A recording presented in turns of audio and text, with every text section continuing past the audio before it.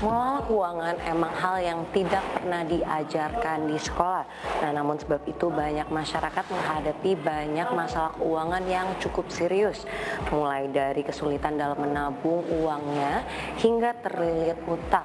Nah, lantas bagaimana kata beberapa atlet mengenai cara mereka mengelola keuangannya?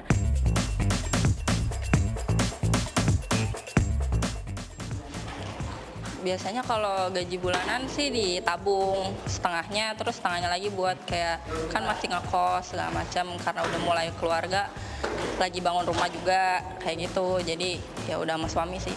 Kalau misalnya prioritas, saya biasanya dibagi dari 20% itu untuk kebutuhan sehari-hari sebagai latihan. Misalnya untuk membeli alat, untuk membeli vitamin, dan juga susu. Karena kita sebagai atlet istilahnya capek, harus juga punya asupan yang baik. Gitu. 80% biasanya untuk ditabung sih kalau saya. Ya, dan saya kalau prioritas saya gunakan untuk yang paling penting dulu. Yang pertama mungkin saya tabung. Apalagi saya kan lagi berinvestasi juga ke beberapa pabrik sama keluarga saya. Jadi yang pertama itu dulu, terus yang kedua saya pakai buat biaya latihan saya di luar selain di tempat latihan di sini.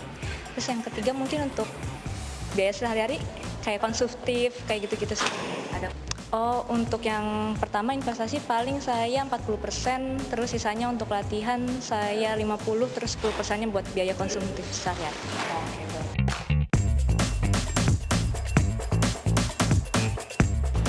Aku udah bikin kafe di Bali sama di Jakarta, toko kopi.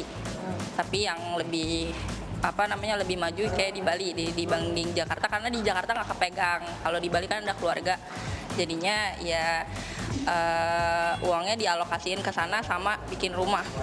80% itu pasti ditabung kalau kompetisi, nggak mungkin saya habisin. Tabung biasanya di bank sih, belum invest atau apapun enggak. Yang paling pertama sih kalau untuk hasil kompetisi biasa saya buat biaya latihan lagi, buat investasi latihan lah intinya.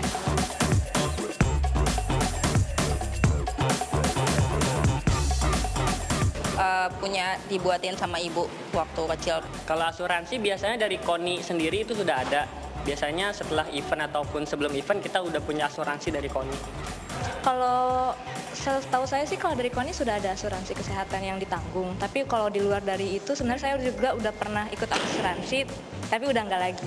Jadi saya bergantung sama KONI.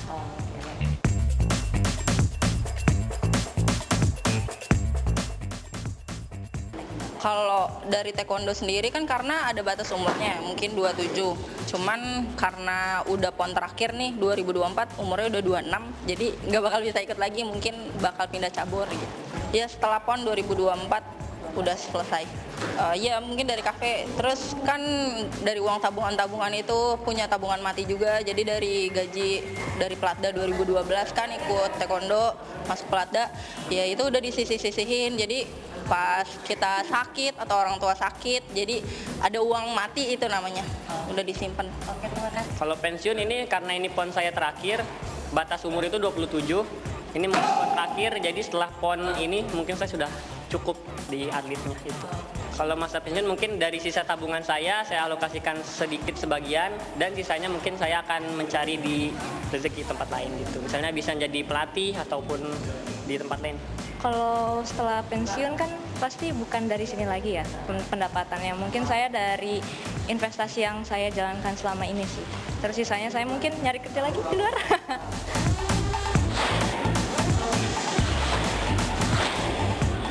Dari Jakarta, Tim Liputan CNBC Indonesia.